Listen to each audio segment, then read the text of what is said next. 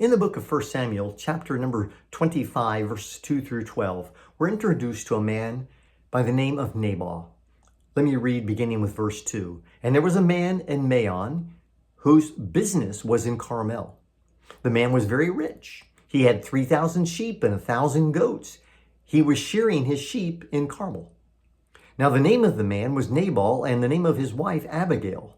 The woman was discerning and beautiful, but the man was harsh and badly behaved, and he was a Calebite. So the Bible goes on to tell us in the following verses that David, at the time of shearing, knew that this was payday.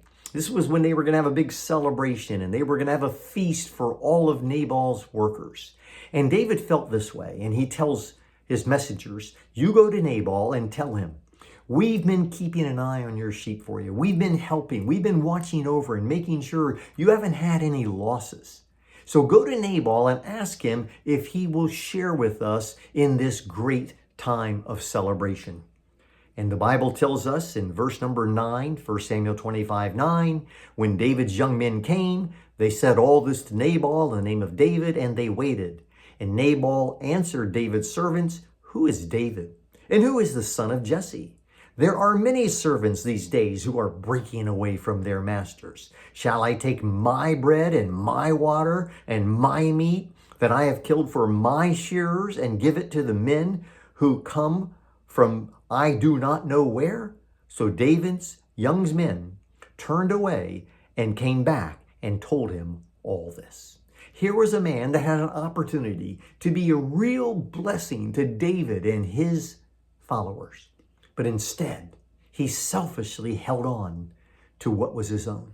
You know, the Bible says in Proverbs chapter 3, verse 27, do not withhold good from those to whom it is due when it is in your power to do it. Nabal had an opportunity to give to David and his men a reward for all the help they had been. But instead of being generous and sharing generously with them, he selfishly denied their request. The Bible tells us in Luke chapter 6, verse 38, our response should be the opposite of that.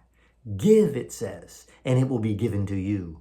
Good measure, pressed down, shaken together, running over, will be put in your lap. For with the measure you use it, it will be measured back to you. I just want to remind you the importance God places on living a generous life. Help those that are in need. Be kind and generous to those who cross your path. It could be a waitress or a waiter in a restaurant. It could be somebody that you meet just in your daily life who just needs an encouragement and a smile. But be generous with whatever God has given you. Because as we are generous with others, God promises that He will not fail to reward us.